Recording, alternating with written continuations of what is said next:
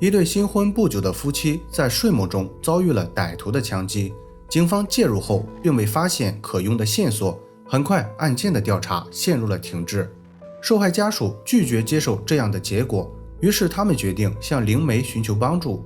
通过特殊的办法，最终他们得到了一个非常具体的线索。一开始警方并不相信这种没有依据的消息，直到凶手落网后，他们才渐渐改变了先前的看法。那么究竟发生了什么？接下来让我们走进这起案件。大家好，我是大熊。今天分享的案例发生在美国蒙大拿州比格福克。这里位于蒙大拿州的北部，是个坐落在山脉内的漂亮小镇。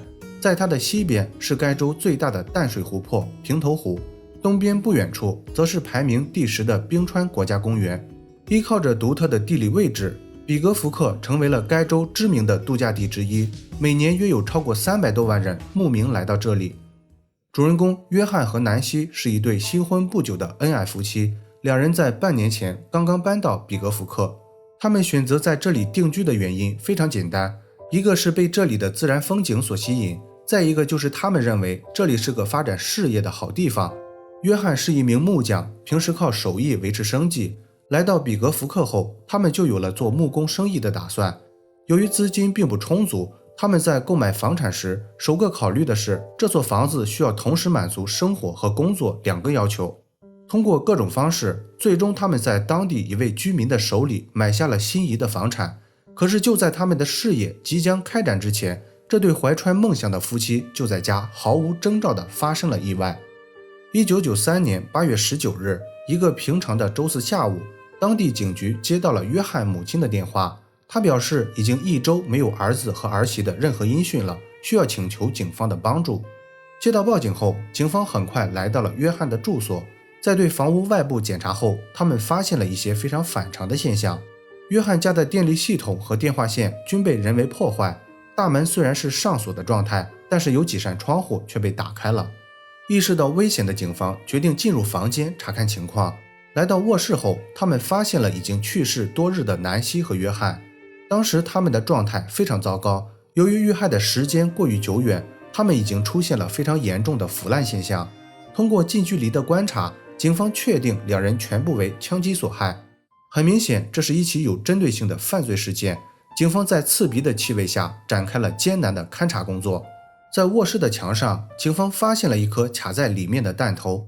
南希一侧的地板上有几片碎掉的眼镜玻璃，电话听筒也掉在了地上。约翰一侧的橱子里找到了一个武器箱，里面的证件显示这个武器箱属于约翰，但是里面的手枪不翼而飞。整个事发现场看起来比较整洁，没有打斗的痕迹，也没有丢失贵重物品。通过这些发现，警方有了初步判断，这名凶手的作案动机不是抢劫，很可能是仇杀或者是性犯罪。约翰是第一位受害者，他在睡梦中遭遇了枪击。听到枪响后，南希被惊醒，在慌乱中，他戴上眼镜准备拨打报警电话，但是电话线已经被切断，这通电话并没有接通。随后歹徒又对南希实施了残害。得出结论后，警方开始调查有作案嫌疑的可疑人员。第一步，他们首先对附近的住户进行了走访。其中有一位邻居表示，南希和约翰搬家后不久就被当地一伙人盯上了。这些由几个年轻人组成的小团伙时常会在约翰不在家时骚扰南希，他们会朝南希吹口哨、按喇叭。更过分的是，这伙人还经常躲在他们家对面偷看南希晒日光浴。虽然他们没有在肢体上对南希进行骚扰，但是这一系列行为还是让他感到非常不安。邻居的这番言论引起了警方的注意，随后他们对这条线索进行了调查。这个小团伙的成员有10几个人，经常聚在一起的大概只有5、6个，他们都是朋友关系，年龄在18到20岁之间。警方对那几个比较活跃的成员一一进行了问话。审讯时，他们都承认了南希邻居所描述的这一系列行为，但是他们坚决否认参与了犯罪。通过核实他们的不在场证明后，警方认为这些年轻人的行为只是为了满足自己的猎奇心，作案的可能微乎其微，于是首先排除了他们的作案嫌疑。接下来，警方又调查了约翰和南希的人际关系，他们想了解一下这对夫妻在搬到比格福克后是否与别人发生过不愉快的事情。通过知情者透露，南希和约翰来到比格福克后，一直忙着准备他们的生意，没有和任何人有过深入交往。唯一和他们发生过矛盾的人，就是卖给他们房产的原房主。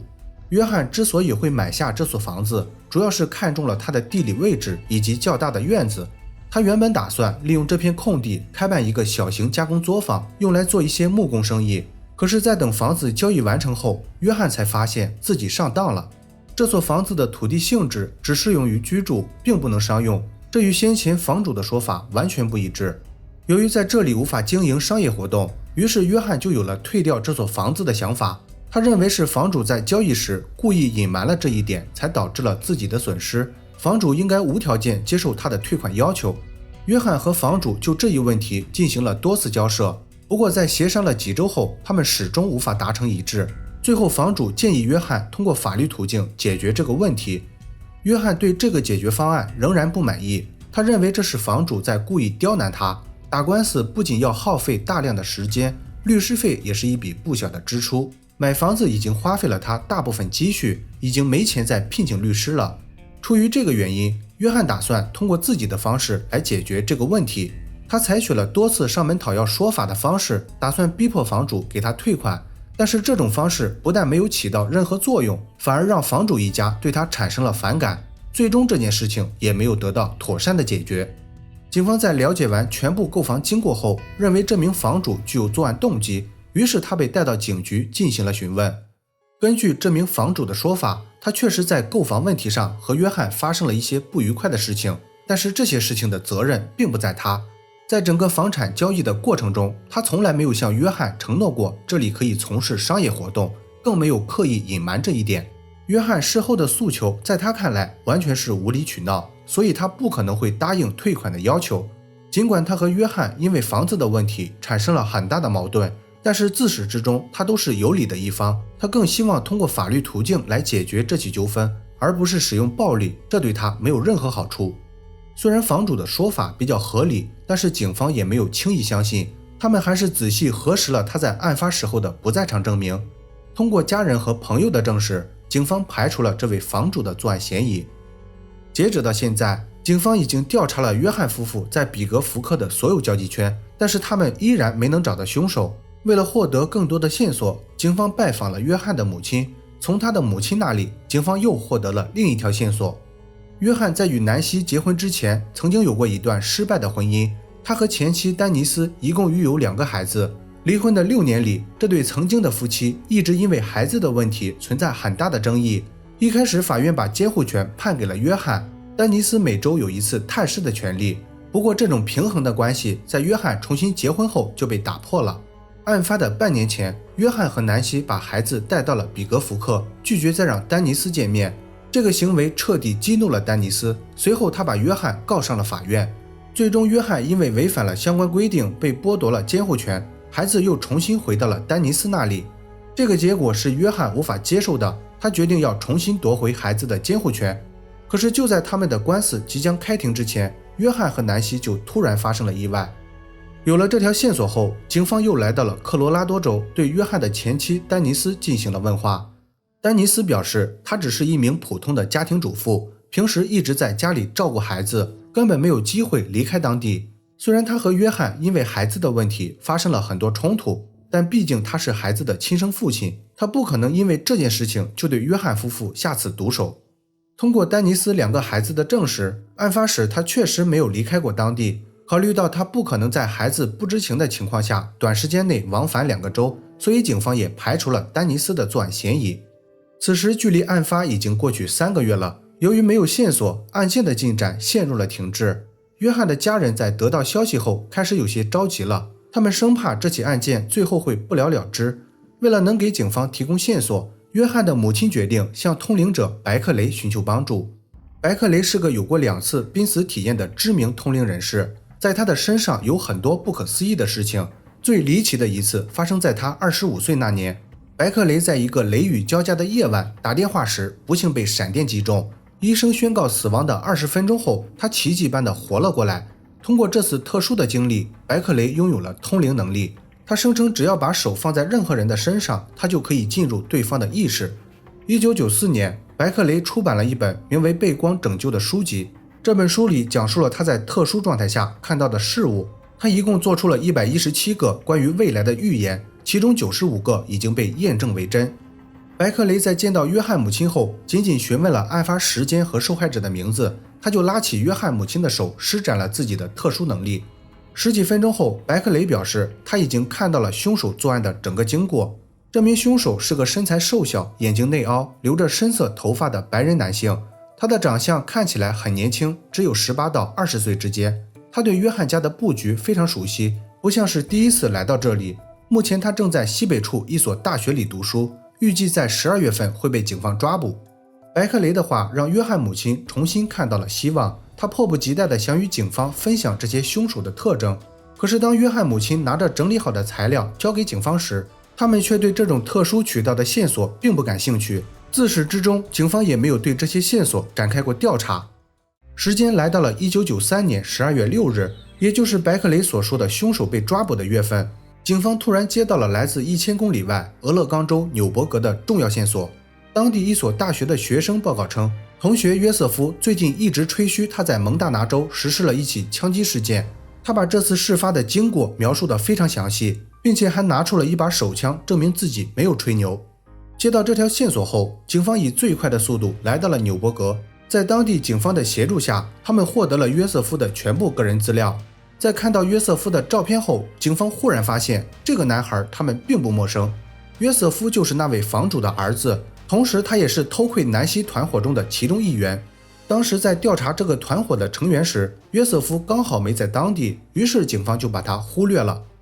调查进行到这里，案件的真相也正在逐渐显现。毫无疑问，约瑟夫就成了头号嫌疑人。在当地警方的帮助下，他被带回了警局。一开始，约瑟夫坚持否认自己实施了犯罪，他试图通过谎话蒙混过去。不过谎言终究是经不起推敲的。当他再也无法回答警方提出的质疑后，他明显泄气了。警方抓住这个机会，给约瑟夫开出了免除死刑的交换条件。经过考虑后，他终于坦白了。根据约瑟夫的说法，在案发的前一段时间，他一直被一个奇怪的梦所困扰。在梦里，他开枪打伤了一对夫妻，并和女主人发生了关系。事后他在回想这件事情的时候，认为在梦里出现的那对夫妻就是约翰夫妇。案发的那晚，他在睡觉时，这个奇怪的梦再一次出现了。他感觉有一个声音指引他必须要完成这件事情。凌晨2点左右，他在半梦半醒的状态下来到了约翰家。他首先切断了房屋的电力系统以及电话线，之后通过地下室的窗户爬进了房间。来到卧室后，他先朝着约翰开了几枪。南希在听到枪响后马上坐了起来，慌乱中南希尖叫着开始四处寻找着什么东西。他认为南希可能是在寻找武器准备还击，于是他又开枪结束了南希的生命。听完约瑟夫的描述后，警方又询问了他几个问题：作案的动机是什么？有没有对南希实施侵犯？约瑟夫表示这些事情他记不清楚了，只记得在作案后他拿走了约翰的手枪。审讯结束后，警方搜查了约瑟夫的住所，在床底下他们找到了约翰家丢失的那把手枪。现在警方已经有了约瑟夫的认罪口供以及物证，随后他因谋杀罪被警方抓捕。